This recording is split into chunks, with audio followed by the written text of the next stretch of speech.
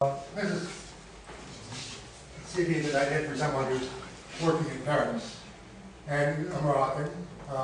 He's baccalaureate from the Academy of Agadir. And one thing happened, then he went to the University in Paris. This is a different form. But it's just as good.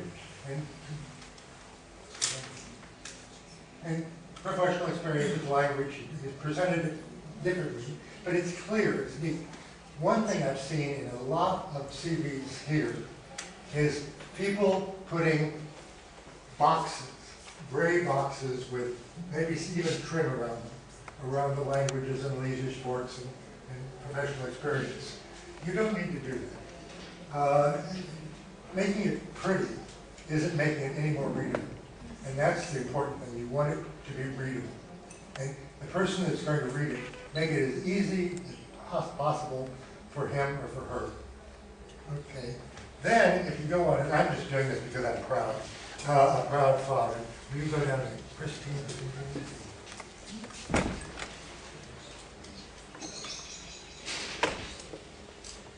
CB, Christine. The fourth one down. The fourth one down. No, the fourth one down. Is that camera? Okay.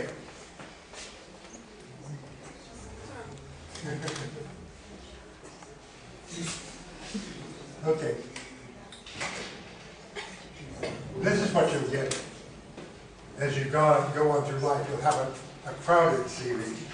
And normally your first CV, and even a second CV, as you get through, try to make it in one page. Now my daughter's worked in a lot of different jobs, and she has 2 pages. That's full up. Now, after you've done your CV, we can go back to the watercolor. We can go back to watercolor. After you've created your CV, the next thing you do is you're going to send it out to people. Now, today, when I was looking for jobs years ago, we didn't have internet, we didn't have all of this. More and more companies are asking you to send them their CV by electronic, by internet. This also alleviates something. When I started working, they always told us you have the cover letter and you handwrite it. Well, then you can't handwrite on the internet, thank goodness, because my handwriting is awful. I may have lost a few job opportunities because of my bad handwriting. But today you write a cover letter. Now, when you write a cover letter, this is tailored to the company that you're writing. So you don't write the same cover letter to Royal Al Maroc or to False Telecom as you would to an insurance company in Casablanca or whatever. So you write why you want to work for Royal Al Maroc. And some people make the mistake of telling Royal Al Maroc, you're the leading airline, airline. They know that. Don't tell them what they know. Tell them what they don't know. Why do I want to work for Royal Al Maroc? And this doesn't need to be very long. You just say, why you want to work for it, what skills and talents you think you can do. Set skills and talents that don't show up on your CV, and make it as brief as possible, clear to the point, so that they will want to come in and see you. Then when the phone calls, it says, will you come in on next Tuesday? That's when it's not next Tuesday that you go to work. It's today. You go on internet, you find out everything there is to know about Royal Al Maroc or Maroc company. So that when you're sitting down in front of the employment person in their company, that you know all about that company, as much as possible about that company as you can, so that your interview will be successful. One thing too is how you look. When you go in for an interview, wear your best clothes.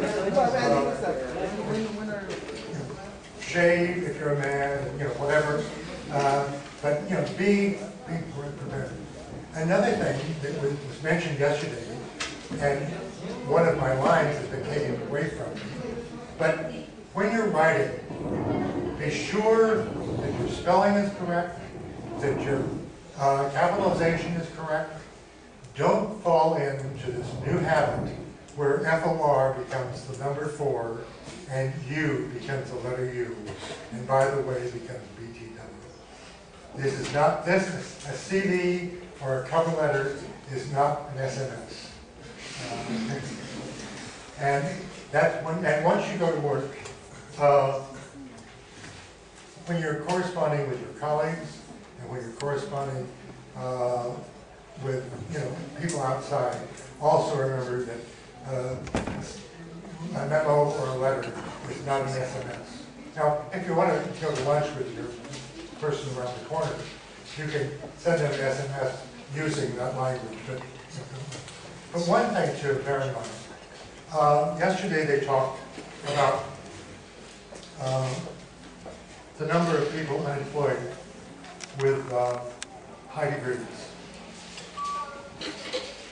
I don't know whether the source of that is the system or the fact that some people who have a high degree won't settle for a job that is beneath them.